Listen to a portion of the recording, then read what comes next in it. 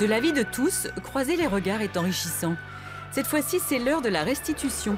Les premières années de BTS du lycée de Saône-et-Loire présentent tout ce qu'ils ont pu découvrir lors de leur visite à Dannemarie et vice-versa pour les francs-comtois. Alexis et Bastien reviennent, eux, sur l'expérimentation de l'agroforesterie. Il y a aussi d'autres effets induits théoriques. Ça augmente la présence d'auxiliaires, donc les pollinisateurs et puis les prédateurs des ravageurs. Ça améliore la biodiversité du sol et la vie du sol. Ça améliore la fertilité du sol. Ça augmente la matière organique avec les feuilles. Et aussi, ça peut stocker du carbone, baisser le lessivage pour limiter l'effet de serre.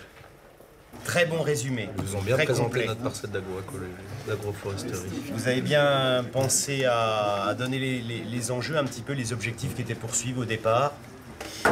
Parfait. Le cours est intégré, c'est certain, mais pour Alexis et Bastien, cela ne suffit pas. Les expérimentations qui ont été menées, j'ai l'impression que c'est que des gens qui sont convaincus, comme on avait vu une vidéo, là, le gars, il a l'air convaincu vraiment que ça va marcher. Il n'y a pas encore de vraiment personnes neutres qui ont fait des expérimentations. Donc c'est pour ça aussi, on a un peu peur. Le frein au changement, c'est avant tout humain. D'après des sondages, en 2014, un agriculteur sur deux avait entendu parler de l'agroécologie. 2 ans plus tard, en 2016, ils étaient 83%. Voilà. Montrer ce que c'était que l'agroécologie, enfin, parce qu'on n'avait pas bien notion, hein. Honnêtement. Je vais regarder en détail. Non.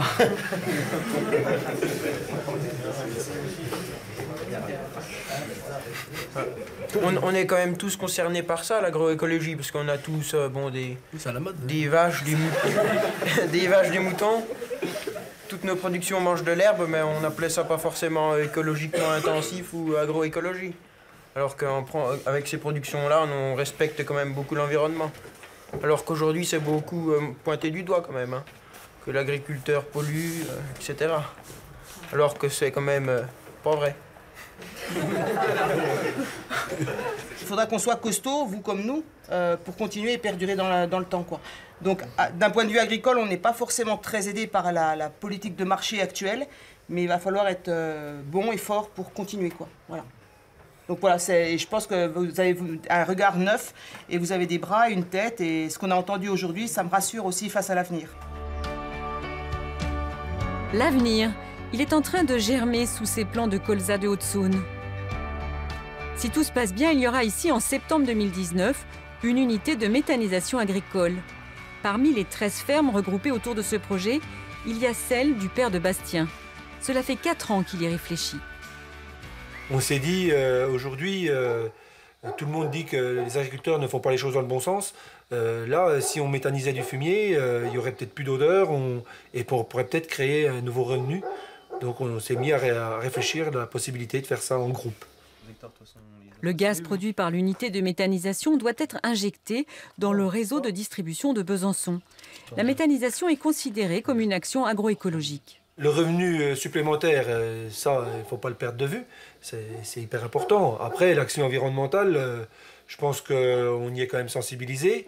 Et puis, on est aussi un peu poussé dans ce sens-là.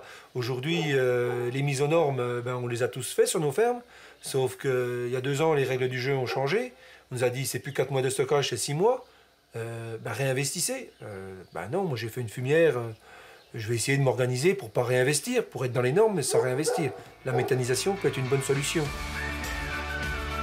Un jour, Bastien s'installera avec son père. Ils réfléchiront à 2.